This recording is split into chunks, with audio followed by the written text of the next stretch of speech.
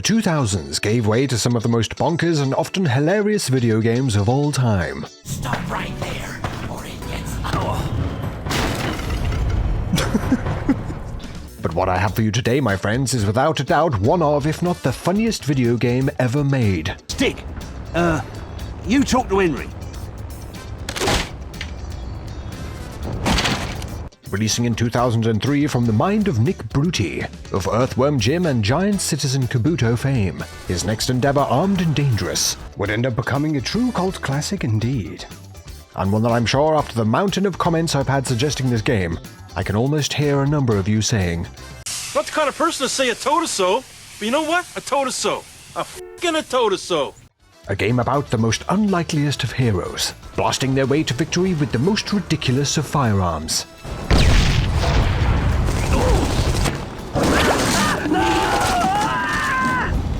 No, you're bringing the TNT back! Today we dive into a game that out-comedies most modern-day actual comedians. This is Armed and Dangerous. Our adventure begins as we meet our heroes trudging across the wind-scorched tundra of the Burgog Wasteland, meeting Roman, Q, and Jonesy, here to seek out another addition to their group known as the Lionhearts. Reaching a small shack with a rather potent aroma, the group find their blind pal Rexus, a chap with a look that suggests that he may not have spent enough time in the oven. Who's there? Calm down. It's me, Rome. Pack your things, we're leaving. And take a bath, laddie. You're making my eyes water. Is that you, Jonesy? You ugly rat. I'm a mole, you smelly git. Reluctant to leave and escape the clutches of King Forge's forces, Rome explains to Rexus why it is so important that they make a move. Rexus, the king has linked you to the Book of Rule. Just kidding. Rexus dusting himself off. We find out that he had previously put a locking spell on the legendary magical Book of Rule, turning it into the Book of Basket Weaving. Now the evil king wants to capture Rexus to force him to undo it, granting the book's power to the king. But with Rome and the gang instead planning to steal it for themselves in the ultimate heist. Oh, come on, Rexy. It'll be fun. No way. Absolutely no way. Besides, I have my dogs to look after. Look, Rexus. Here you go, fellas. Come and get it.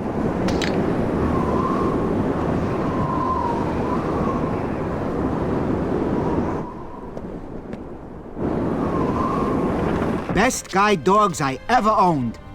Now on your way. I'm in danger even speaking to you. With the king's men now at the door, Rexus must disguise himself, so swiftly puts on his glass eyes to look less like a blind old man. With him, safe to say, overcompensating a tad. Wait! Hey! Nobody! Move. We are here for the blind man Rexus. Step forward now, and we will spare the rest of you.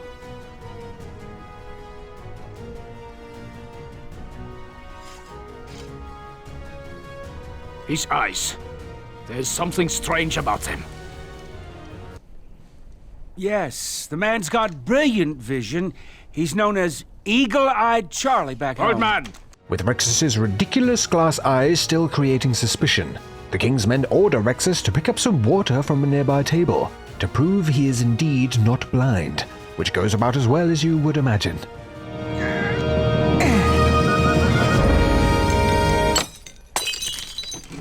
Oh, the daft bastard. Your water, sir. Aha! Drop the table, old man. The king wants to see you. With Rexus now captured, the remaining 3 Lionhearts head out to get him back and begin their mission to track down the Book of Rule. Oh, a spinning Mona Lisa. Yeah. Why not?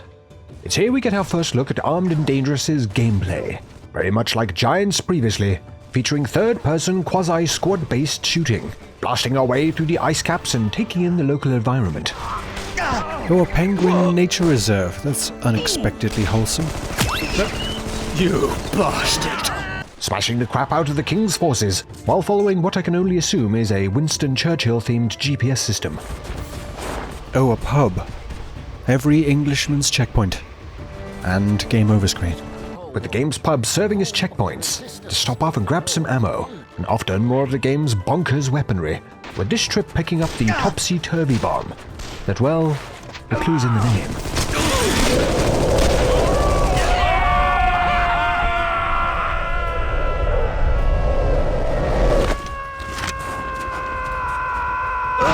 Take that, you blighters! Carving a path through the king's forces, we find and rescue Rexus, who, rather cold, Q warms up with a method I'm assuming he learned from a galaxy far, far away, albeit with a bit of a twist. Shoving Rexus right up the arse of the sleeping animal, which at least wakes them both up for a bit. Okay, Rexus? Mummy, I feel like I've been born again. A sentiment that can't help remind me of the glory of the Mitch Mannix Patreon, unlocking access to fully exclusive videos, behind the scenes, your name in the credits, and even ad-free, uncensored, and often extended versions of the channel videos. And a place I can guarantee you won't be stuck up some animal's arse for warmth unless absolutely necessary. Head down to the description to find out more. Now free, Rexus explains that they will need to find the Lady of the Pond to point them in the direction of the Book of Rule, as the gang head off once again, blasting their way through the king's forces. Forces that range from giant hulking machines to rather ambitious action hero grunts. Making sure to stop off now and again for a pint and a chance to try out some new gear, including one of the legendarily silly weapons of the game, the shark gun, which once again is incredibly self-explanatory, firing out a shark to swim through the dry land and devour nearby enemies. Ah, no, you're bringing the TNT back! Ah! Making their escape and finding out that Rexus is amazingly able to do a Jedi mind trick. Show me your papers, now! You don't need to see our papers. We don't need to see your papers. Good. You're, quick! What should I say to them? I'm running out of power! Vic, what should he say to us? He's running out of power. Tell them they're both teapots. No Scottish miners, look. Just tell them we're not the ones they're looking for. Wait! I can handle this. You're both French. We surrender! Ah! Roman literally carves a path through the king's forces, giving them a path to the mountains. While all this is going on, meanwhile at King Forge's palace, we see the king and his advisor discussing their plan to recapture Rexus and get him to unlock the fabled Book of Rule. Our torture chambers are filled. We'll soon have the information.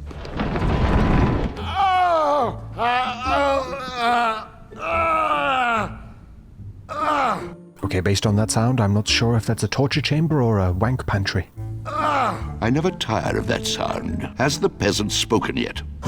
Not yet, sire. What torture have you performed on him? Well, all right. We started off by removing that guy's tongue, right? But he still hasn't said a word. And what's going on with the other one? Okay, so that guy, we took off his head, and we replaced it with this large cauliflower that Bruno had, but he hasn't spoken either. A couple more hours should probably do it. It's here we also get a look at the king's rather strange son, Stig, who apparently has decided to take all of his medication at once, leading him to trip out a bit, as the king explains his plan to use the Wildwood monks to unlock the Book of Rule and use its power to tighten his grip on the land. But this being news that pleases the king's son. Well, I think. Stig have new trick. Oh, what would that be?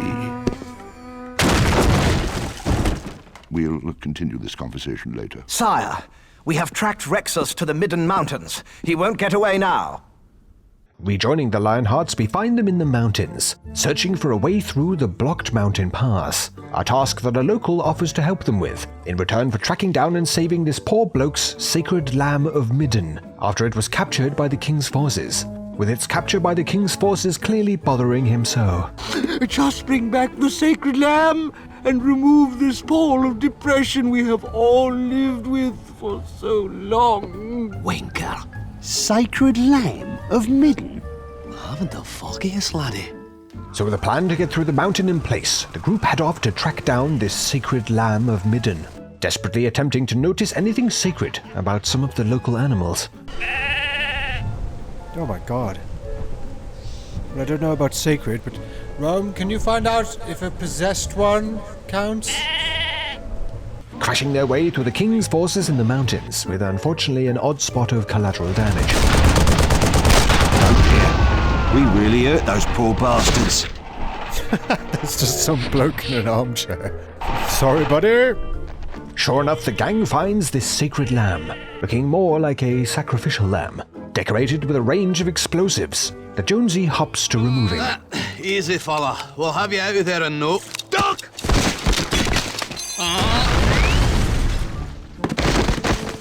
Now with the sacred lamb in a number of locations, a new plan is formed to wrap up Rexus in what is left of the poor creature, in a limp-dicked attempt to pass him off as the lamb, a plan that remarkably works. Oh, thank the Lord you are home. What? Oh, Bah! Bah! He's alive! Lambkins! Dolly! Bah! Although I'm not surprised that they are able to pull the literal wool over the eyes of a bloke with that lights on but nobody's home Tony Hinchcliffe haunted ventriloquist doll look. Now armed with a fresh batch of explosives, the Lionhearts make their way to the local village, meeting Lily, a little girl who shows the group a local preacher, dressed like Elvis Presley for some reason, bellowing out to the townsfolk about the Majorcan prophecy, with this prophecy speaking of a group of 4 that look to steal the Book of Rule and overall sound exactly like our band of heroes. However, the preacher is not exactly convinced. Sorry, little one, but we're not talking about small-town thieves here. When the 4 protectors arrive, we will all know it. You know, I think I'd like to be healed. Good idea, Jones. Approach! I'll make a prediction, laddie. I see big brown boxes in your future. Sorted. Let's go. Getting back to task, the gang head out this time to save 5 villagers from the clutches of the king's men, doing so in a rather cursed-looking fashion. Okay. Oh, good lord. Is he dead? I can't believe I both... Okay. Oh, okay, yes. Oh my god, that's so cursed. Alrighty then. A task that with the king's rocket towers and snipers is not an easy one. And a task that gets more disturbing the more villagers are picked up. How very 2003 thinking. We can't program the followers to run behind the player. Should we have them disturbingly float behind them in a corpse conga line like something out of The Conjuring? Give that man a raise. Nevertheless, the villagers are returned, and we get another look at the king himself, inquiring with one of the Wildwood monks about their progress, removing the lock of the Book of Rule, that at present is still morphed into the Book of Basket Weaving, with the monk showcasing a number of beautifully crafted baskets. He also claims the lock is merely days away from being broken, as the king and his advisor turn to the upcoming attack on Dick Turpin Village, the place where our Lionhearts currently reside. Rejoining them, we find the gang reaching the village, and once again bumping into Lily, along with clearly most of the village and its mayor, wearing the toppest of hats. Okay, that's it. What the bloody hell are you on about? What battle? Why, the king's forces. They're preparing to sack our village. When are they supposed to be here?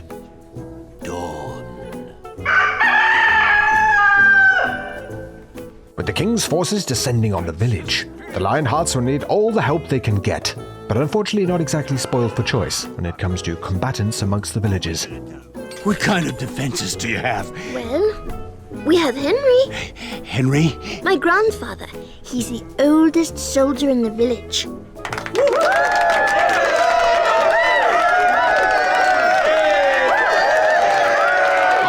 We're safe. He's awfully thin. Yes, he doesn't eat much. Can you handle a gun? Jimmy!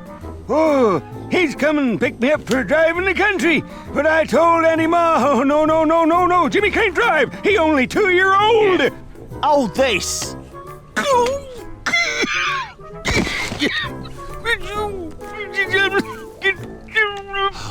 Okay, anyone else, preferably living? So the lads instead turn to a group of robots, programmed to take care of the village gardens, the Shrub Patrol. But after some tweaking from Rexus, spring into action. Okay, soldiers, let's move out. Good. You defend the... I'm sorry, civilian, I can't talk now. We have a crisis here. Wait! Yes, keep back. Now with considerably more firepower, Roman begins his mission of repelling the king's attack on Dick Turpin Village, getting a sweet jetpack from Henry. Henry would like you to have this. He made it when he was a young man. About 14 million years ago. I don't know how it works, but it does. Allowing Roman to glide across the land, rescuing a number of civilians before the attack on the village, flying down and blasting the forces with a very familiar-sounding sniper rifle. Returning to the others, Q explains that his plan to confuse the king's men by replacing a local retirement home sign with the one for the village has backfired slightly, with the king's forces storming the local old folks' home, causing all manner of chaos. Chaos that, of course, the Lionhearts will need to deal with. Oh, I couldn't get in more pain. Never mind. I could. With the battle for the village now in full swing, the lads once again come across the Shrub Patrol, now turned military soldier bots. God-awful war is raging through our land. Every garden is threatened. Who, after a bit of encouragement, head over the top of the trenches to put themselves on the line to save some innocents from the gunfire ringing out. Heads up, man. We got trouble.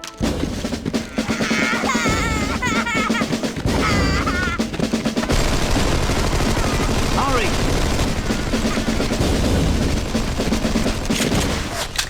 Keep away from that flower, civilian! Get it!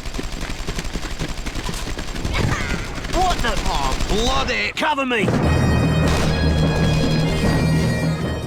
With the Shrub Patrol being a letdown to anything not growing out of the ground, Roman looks to create a diversion, while the rest of the Lionhearts retrieve a key needed to unlock the gates of the old wood, once again blasting around on his new jetpack to make some noise as well as pick up some more captured villagers to boot. I can show you the world.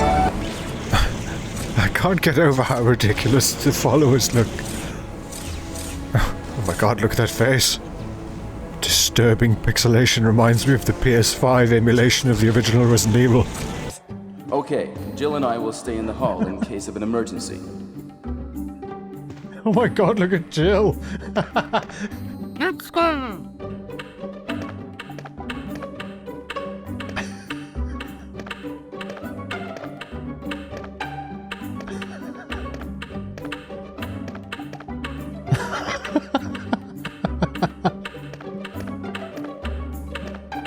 Oh, we have a winner!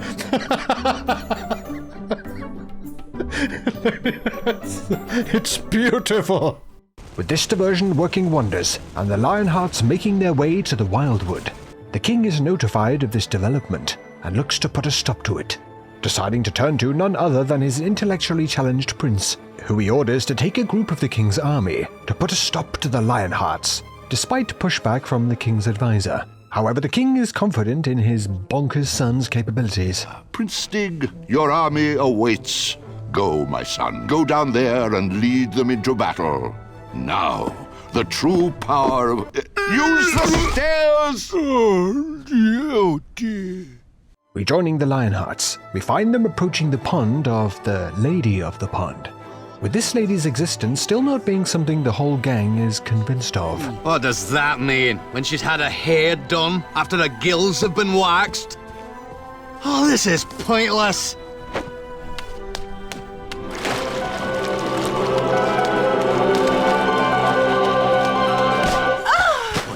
Jonesy! What? What did he just do? Well, Rex, put it this way. Your beloved Lady of the Pond is now lying face down in the water with some major head trauma. It was a bleeding accident! Well, get her out! Hello, nice to meet you. What? Who? We're here for the, great keys of, You? You threw a rock at me? No, I didn't! You tripped as you were coming out of the pond. Pond? What was I doing in the pond? Why, you live there. You are Zembeline, the great lady of the pond. Ha! What a bunch of rubbish. It's true. We are here for the legendary keys of Zardos. What are you talking about? My name's Sarah Hillman from the next village. I run a homeless shelter for startled sheep. Now go and play your pathetic D&D games elsewhere. I can't even swim, you silly man! Despite all the madness, the group find the keys they need to access the Wildwood, wasting no time in heading right to the gate, only to be stopped by a single member of the King's Guard. Right. Give me the kiss. What? You heard me. Give me the kiss. Give me the kiss now, or your friends are dead. What the bloody hell is this man saying? Give him a kiss? No idea, but you better do something quick. Give me the kiss now.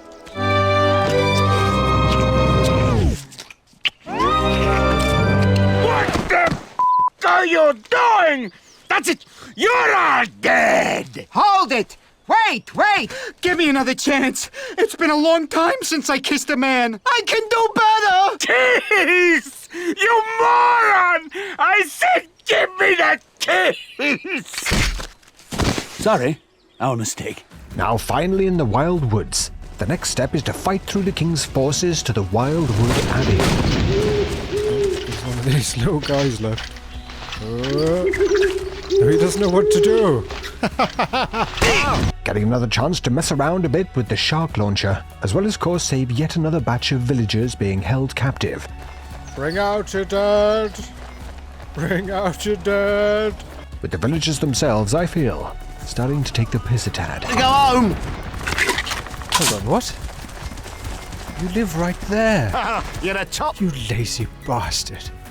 Delving further, the gang look to get over a huge gate, and Ruman takes the moment to gift Rexus a wrist locator that, according to the gadget's manual, apparently now means him and Rexus are now engaged. Let me look at that. That you are engaged. Right, give it back. But you gave it to... Give me the bloody thing now. No, give it. Right, now, Q, throw me over that wall. But our tea break now! Whoopsie. Oh, you bastard! Getting through the gate and reaching the glass tower containing the Book of Rule, all that is left is to blast into the tower to retrieve it. Finally reaching the book, another explosion cracks through the sky, as the Book of Basket Weaving morphs back into the legendary Book of Rule right before their eyes. With all of this catching the attention of one of the sanctuary's monks, who is extremely excited about the Lionheart's progress. Unlike the king, however, feeling this development all the way over in his castle. I feel a great disturbance, as if millions... I'll cancel all future curries for your lordship.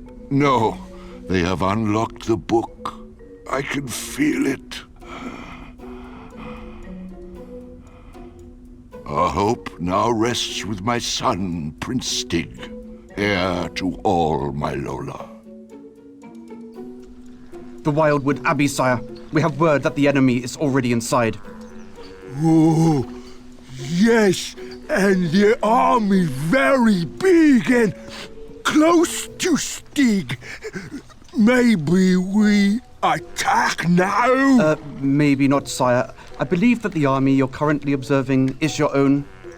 Keep your voice down, or they will hear us! Sire, this is your army. The enemy is behind you. Back in the Wildwood, reading from the book, it is written that the girl Lily is fabled to fulfill the Majorcan prophecy and free the land by the Lionhearts escorting her to Jerosa, where she will read the book's ancient incantation, which would be a timely development indeed.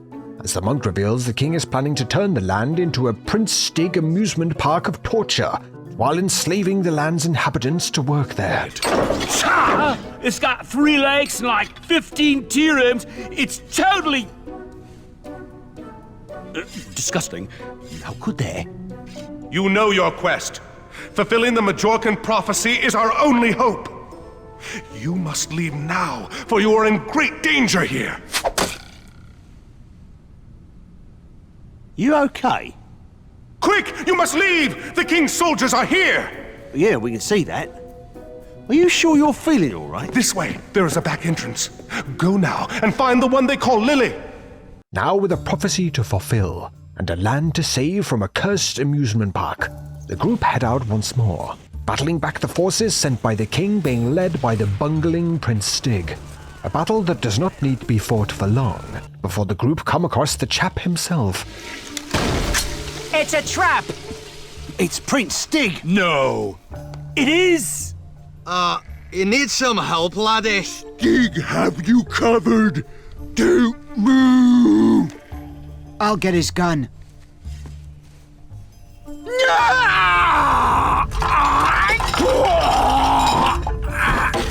Rexus, it's his gun we want. Wait!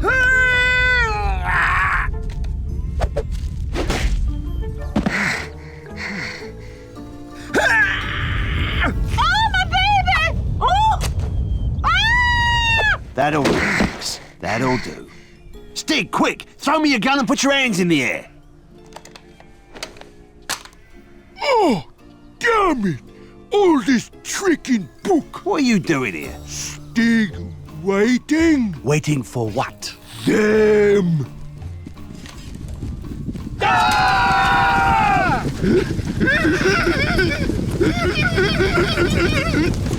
Quick! I saw an abandoned base over that hill. Okay.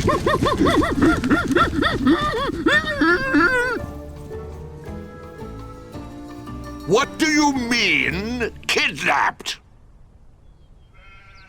Now with Prince Stig in tow, the group seek out the home of Lily in Zatwala, once again meeting with the shrub patrol on the way, who claim that one of the locals is a serial killer due to him harvesting wheat and oats. With this chap being someone the group will need to ask to provide directions, so they swiftly deal with the gardener bots. You ought to know that we just saw 4 guys mowing a lawn. Where? Up the road a bit. Leaving the group to inquire with the villager around directions to Zitwala. Just tell us where it is. Up the road. Next village. Wait, where are you going? My tea's waiting. No, it isn't. Yes, it is. Stop or I'll... I won't. Not so fast. That's what your mama said to me last night. What? Well, your mama told me that... No. I'm very serious. She stayed over. Here she comes with the tea. Tea! There we go, darling. A nice cup of tea for my relentless... Mum? Oh! Hello, Jonesy. Suffering through a rather disturbing encounter with Jonesy's mother, the group head off once more, this time to cut down the forces trying to stop them reaching Zitwala. Oh, well, thank you for showing up. With at this point the king's ranks rolling out in full force. Oh, good lord.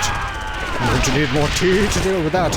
With some planning required over the straight run-and-gun tactics that have previously been most effective, carefully creeping along the cliffs to take out the operator of the rather potent mounted guns, finally reaching Zitwala, and catching up with Lily, with her reaching out for the book it once more activates, letting Lily read over the prophecy and confirm her task for fulfilling it after traveling to Jerosa, with this being a telling that Jonesy is starting to become tired of hearing, despite the book also commenting on him. So we have to take her to Jerosa. And Jonesy said unto the others, so we have to take her to Jerosa. For he was rather dim-witted and didn't quite understand what everyone else had already deduced. What? Bastard! And Jonesy, feeling embarrassed by his own ineptitude, stood forth and spewed profanities at the book. Such were the size of his tiny testicles. They should call it the Book of Truth. With this being a trip that Lily will need to notify her dear grandfather Henry about, of course. Grandfather, you are home. I'm going to be stepping out for a bit.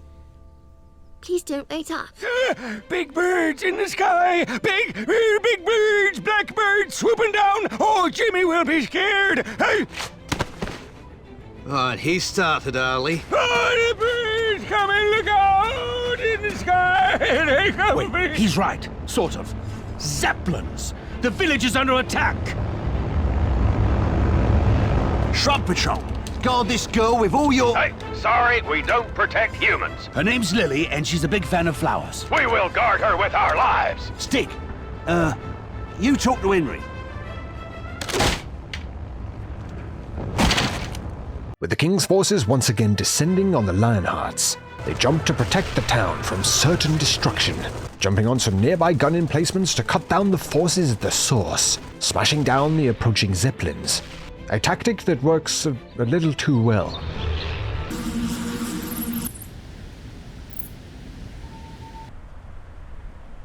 Well, the mounted guns pulled the balls off this assault. Pint?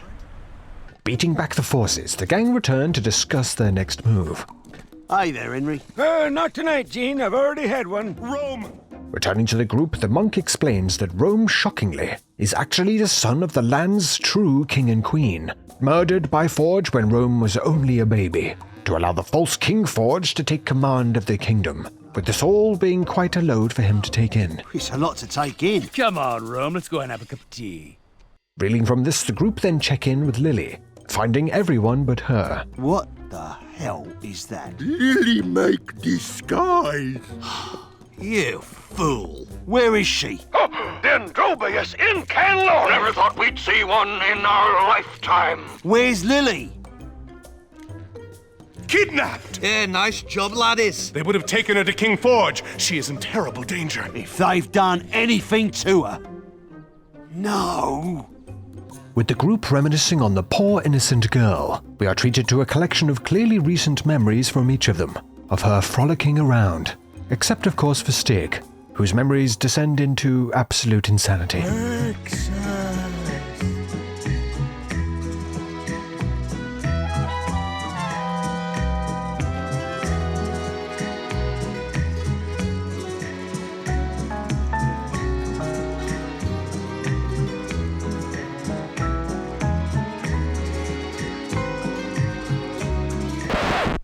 What the f*** is wrong with you people? Flashing back to reality, the monk reveals that they will need to go to the Zeppelin base to have a chance at saving the girl. And amazingly, Stig knows the way.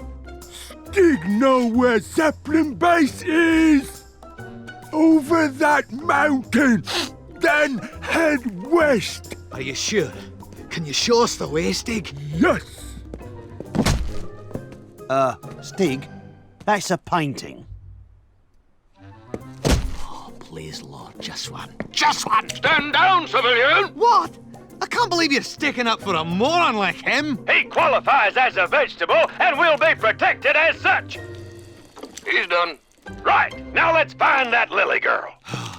Useless. Another round of blasting and activating bonkers machinery later, the lads find their way to the Zeppelin base, revealing no sign of the girl, but are able to use the Zeppelins to make their way right to the king's castle itself, only to be met by a hard-of-hearing messenger. Tell him we want Lily back. They say they want their willies back. I'm starting to like this. Yeah, and some yummy food and lodging. And following this, they'd like a bloody lewd rogering. Negotiations quite expectingly break down, leading to a bit of an argument between Rexus and Jonesy, causing an unfortunate accident. It just blew his leg off. Attack! Attack! Needing to sort out poor Stig, the job falls to Rexus and Q, a task that somehow is carried out in an even more bafflingly ridiculous fashion. Rexus, you used to be a doctor, right? Yes, we'll get that leg reattached in no time. Q, use your medical kit. Rexus will guide you through the reattachment. Hold on, Stig. We'll have you fixed in no time. Ready? Ready. Right. First things first. Take your scalpel and make a small circumcision. Don't you mean Don't argue! We don't have time! What? What is it? They've dressed him in women's clothes and blown his leg off. Now what? They're circumcising him. Right. You nearly done? Yes, just got to get that last bit. What the f*** are you doing? The leg! Reattach the leg! Absolutely ballsing up their plan to negotiate. Plan B is, of course, to simply smash through the doors and start shooting, gunning down the king's forces with everything they've got, while not missing a moment to take in some of the sights. Look at the sea, isn't it beautiful? Yes. A wonderful texture. Reaching the inner areas of the castle and smashing down Forge's hulking mechanical deathbots, the fighting becomes far too fierce, and the group are forced to fly off again in one of the Zeppelins to safety, leaving the group quite rattled, especially Stig. Stig's such an idiot, should not have got in the way. Hey, easy, old boy. You're not an idiot. Stop being so hard on yourself. It's no use. Stig always been a self-defecating person. But unfortunately, this Zeppelin will not last for very long, with it only being in the air for a while before it goes down in the desert, leaving the gang high and dry. desperately attempting to simply survive the harsh, endless, barren plains of the desert, a task that in the end forces them to eat a number of the villages. Look at Stig! I am a reindeer! Before being rudely interrupted by Lily, who explains that she managed to escape all the chaos and meet up with the shrub patrol, with her also inquiring as to why all of them are lying down here in the sun, instead of simply moving over to the village just over the hill. Ha! Well, I'm glad we got that sorted out. Shall we go? We're at a shrub patrol. Fixing the Zeppelin.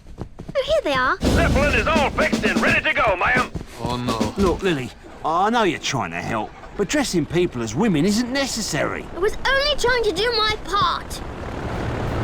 But don't just stand there. We need to get to Jerosa. And to Jerosa they go, getting one more chance to take a considerable chunk out of Forge's forces, before handing Lily the book to complete the prophecy and reclaim the land for the people. A fitting ending, and one that of course in late 90s, early 2000s comedy game fashion wouldn't be complete without a ridiculous song. And so there was Roman for the task to steal the book the king once took and return it home at last. And he had 3 companions, Rex's, Q and Jones, legends to none as they began a journey to certain death. And they sang, "Save the last pint for me, boys, save the last pint for me. I'll be home with a book of rules, so you save the last pint for me." And that was Armed and Dangerous, another gaming gem born from the mind of Nick Bruty, and one that perfectly captures the goofy and refreshingly carefree comedy stylings of yesteryear. A game that unfortunately, due to its lackluster PC port, and now removal from online stores such as Steam and GOG, I worry won't get the residual attention it deserves. I can only hope that Nick himself continues his endeavors to revive this style of games, such as his 2015 Kickstarter project First Wonder, a spiritual successor to Giants, that unfortunately never saw a release, but if I had heard about at the time, would have been all over. Regardless, hats off to you, Nick, and those that worked on these classic games, as if you ask me, pack more of a punch with comedic timing than anything we have seen in a long while. Then again, you can call me biased. I mean, where else are you going to find pubs as checkpoints or a robot obsessed with drinking tea? But enough from me, what do you think? I'd love to get your thoughts or memories of this game down in the comments. Of course, with anything else you would like to see coming up on the channel.